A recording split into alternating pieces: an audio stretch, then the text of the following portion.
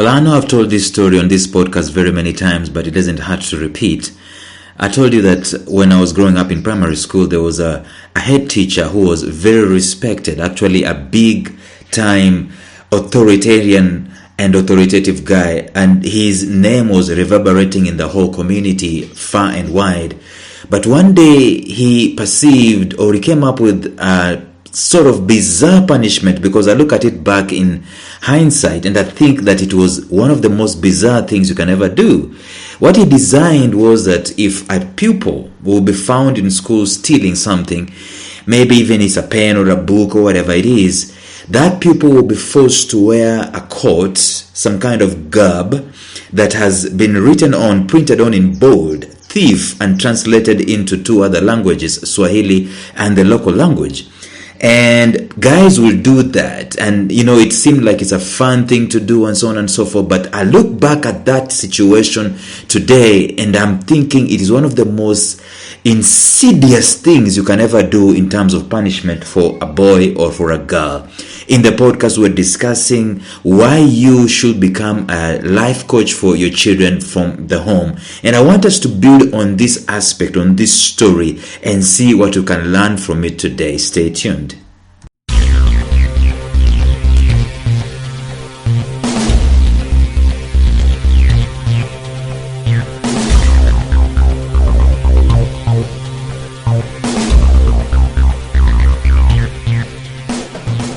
Welcome to the Life Signatures podcast with Lawrence Namale.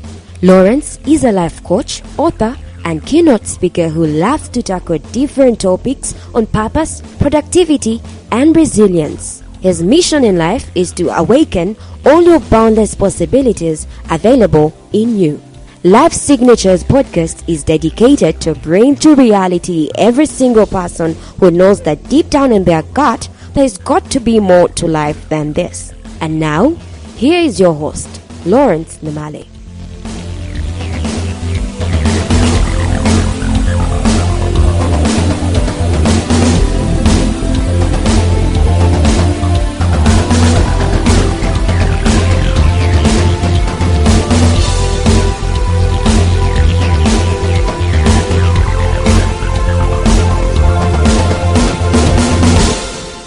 So I'm going to come back to that story shortly, but let me ask you this question very, very fast. Do you know the reason as to why you went to school?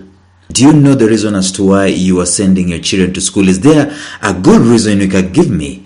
Other than to get good grades and get a job, is there a good reason as to why you are going to school? That is something that we need to focus on today, and we've been focusing on in these episodes and in this series for quite a while. And what I'm saying is, in essence, that the lives that we are living today, the dispensation, the season, the century in which we're living today is no longer the one that the education system was created to solve or was created to act on. It is totally different. It has changed so much so that even today as I speak, there are massive organizations that are no longer requiring people to have degrees in order for them to get the employment that they are looking for. And even if they are degrees to look for and to acquire, we've seen and we are seeing on an increasing basis thousands, hundreds of thousands, millions of people getting those so-called degrees, those coveted degrees on a daily basis, maybe on a monthly basis, or maybe on a yearly basis. Let me be realistic here, if you're talking about the whole wide world. But then these people who have those echelons of success in terms of academia are not being translated into members of society, not initiated into members of society that can work and they can provide value and they can influence society in one way or another, which tells us that there's something wrong somewhere, or there's something amiss somewhere. And I've been telling you guys that one of the things that I have discovered, and I will keep insisting, it is this, that the way the education system was sold to us as the silver bullet is no longer going to work, and it's no longer the truth. Solutions to work, solutions to joblessness, solutions to these things of people saying, I do not know what to do, I do not know what I'm going to do in life and so on. It is not education. It is not the only solution that there is. I'm saying that there is myriads, different, unique ways that problem can be tackled, and education is not it. So I'm saying that one of the ways that we can look at it is to look at purpose to profit. In other words, we look at how people have been gifted and blessed and so on, and how can they be able to look at the environment they find themselves in and create value in those environments and grow from there. I read the story of Tyler Perry the other day. He's become a billionaire, and they said that Tyler Perry dropped out of high school. If you look at his education, he doesn't have the dreaded degree, the coveted degree, but the man is a billionaire. And if you look at his life, he's stuck to one thing, to one purpose. The passion that was on his life, he stuck to it. Going through hell and high water, trying to do this, trying to, sleep in his car and so on. Someone in Africa will tell me, but someone who can sleep in his car is richer than me. I agree, but the concept is the same. That this man separated himself to his passion, okay, and it is working for him to such an extent that this man has employed very many people across the world for his empire and so on and so forth. So what I'm saying is this, that if you look at education as the only sole solution to the joblessness scourge that people are facing, you'll be wrong. So we need to look at purpose from another angle, and that's why I'm saying that if you can go to my website lifesignatures.life/purpose to profit, you're going to download that PDF that I've created. It's a book, a great book that people are sharing all over the place. You can download it, you can read this, and it's going to give you the concepts. But I was saying that the answer in the series we've been providing, in this series we've been providing the answer that the parent must become the life coach, because the parent knows these things. You and I have gone through the education system, and we know where it's messing up. We know what's missing in it. We know what works and what doesn't work. Why on earth should we continue being faithfully sending our kids to the same route? What are we thinking that it's going to change? What are we thinking is going to be different for them? It is basically going to be worse for them because the world is changing. And we've been saying that if you're going to be a parent and you're going to become a life coach, there are several things that you need to tackle. Number one, you need to tackle the aspect that your child should have a life of purpose. In other words, you should teach them from an early age that life is about purpose. It's not about degrees and diplomas and being the number one and so on. It's about being the best version of yourself, your unique gifts and unique talents being utilized. And then the second thing, you're supposed to teach them about their self-image, the self-identity, their self-concept, their self-esteem, which is a key component in this life today. We are seeing very many people around the world trying to put on masks. And I'm not talking about COVID. Even before COVID came, there were very many masks people are putting on. Filters on Instagram, filters on Snapchat, and even before Snapchat and Instagram and Facebook came, all those filters came. People are putting on makeup, and even before the makeup came, people were aping others. Self-image, self-identity. We have an identity crisis in the world, and it can only be sorted at home. It's not going to be sorted at school. School doesn't have the time, the focus, and the wherewithal to sort out the identity crisis. And the third thing, it is to manage their transitions as a life coach at home. You're helping them to transition from one season to another, especially when they're supposed to put their hands on the plow and start working and making sense of this life and being people who can contribute and impact and create things and change the world to make it a better place. And the fourth thing we said, as a life coach, you teach them to take full responsibility. In other words, there are no excuses. Maybe you're born in Africa, you're born in the village, whatever it is, you have responsibility and not excuses. You have responsibility to make sure that your life works. Rise up above that. The darker you are, the higher the responsibility. In other words, the darker the circumstances you find yourself in, the higher the responsibility it is for you. And once you overcome, the brighter your light shines. You're becoming a beacon. Just like I'm talking to you about this Tyler Perry guy. His circumstances were dire and dark, but the man has overcome, so much so that he is a bright light shining. Number 5, you need to teach them what the ultimate purpose for existence is. Why are we here as human beings? We are here as human beings to add value. We are not here to take things. We are here to give of ourselves, give of our talents, and give of our time, and give of our kindness, give of our love, give of our care. But we are here to create things to make this world a better place, not to hold things. Get this, get that, get that. No, that is not why we were created. And then you become a life coach, number 6. So that you can help these guys to create multiple streams of income. The worst thing that is coming out of the traditional school system is one-way stream. One stream of income, which is the job. I mean, why one-way street? Why will you do all that? I mean, why will you go to school for 16 years, 20 years, 25 years, just for one stream of income?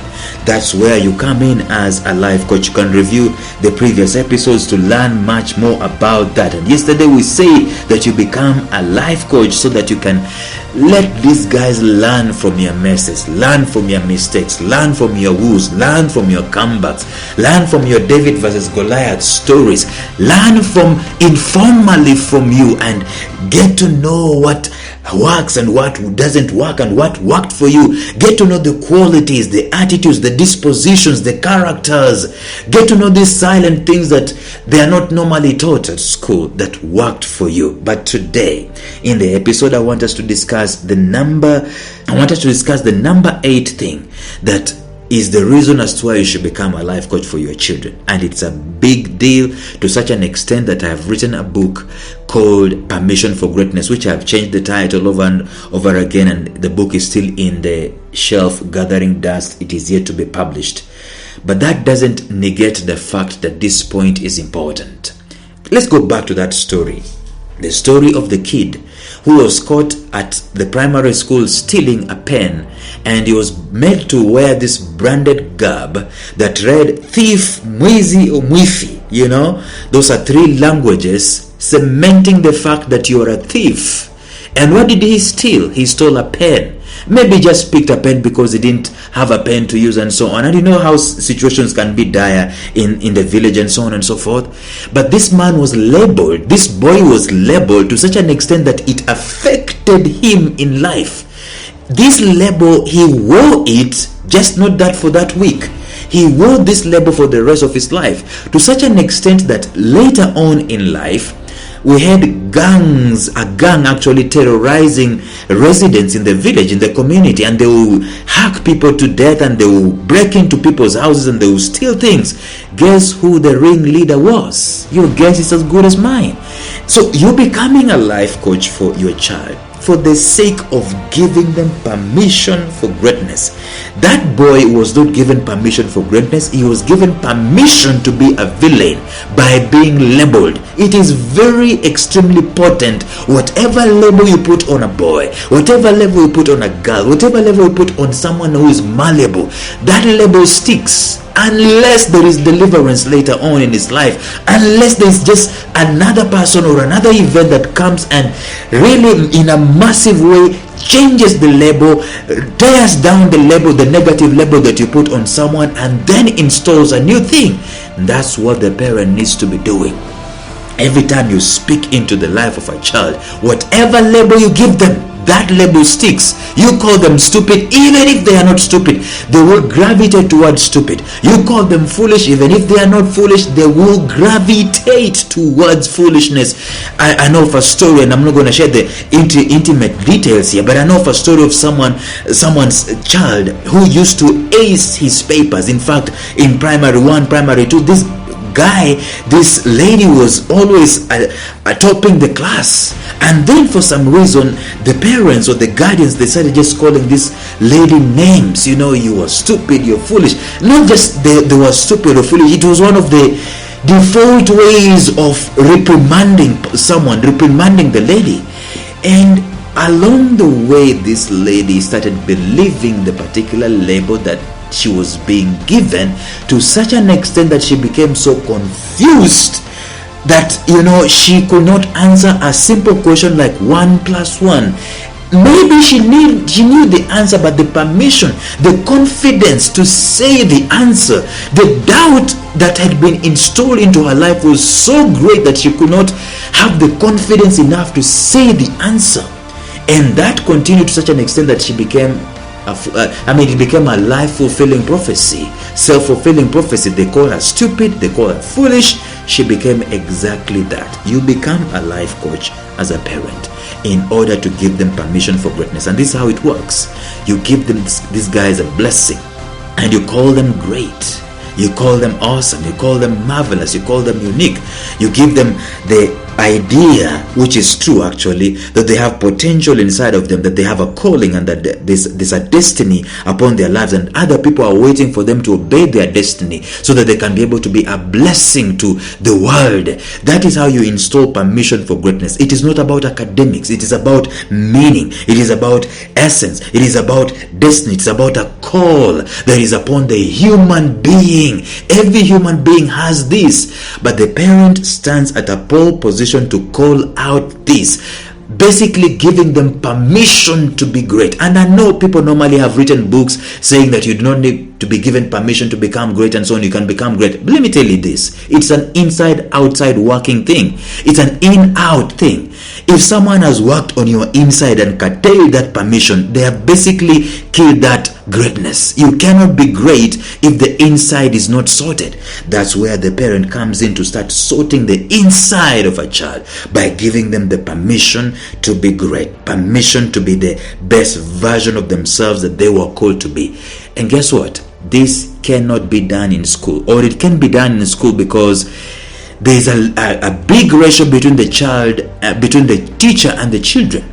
That's why it cannot sufficiently be done at school. That's where you as a parent comes in, and you've got to do it. If you don't do it, if you don't learn to do this, the school system is not going to do it for you, and the world is not going to do it for you. Maybe once in a while you find a preacher waxing eloquent and lyrical about this, but that's just once in a Sunday, once in a week, and it's not enough. It needs to be enough on a daily basis, and that's why you as a parent comes in. Tomorrow we're going to tackle something else, but until then, give those guys permission to be great. Bye-bye.